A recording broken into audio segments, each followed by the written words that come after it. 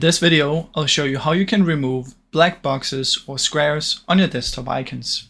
So if you have some black boxes or squares on your icons right here, the first thing that you want to try is just go to any random thing, properties, customize, change icon.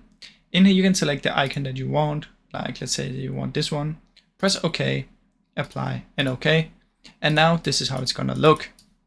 So you can do that with all your stuff. You can select the right icon, and that's the first one. Now the second one is you can come here and search for disk, clean up, head in here and press OK. In here what you want to do is you want to scroll down and find temporary files and thumbnails, and you want to press OK and clear these. Once you've done that, restart your PC and that should hopefully fix the issue. Now I really hope this short video helped you. If it did, please leave a like and subscribe, as that helps me out a ton. Thank you so much for watching.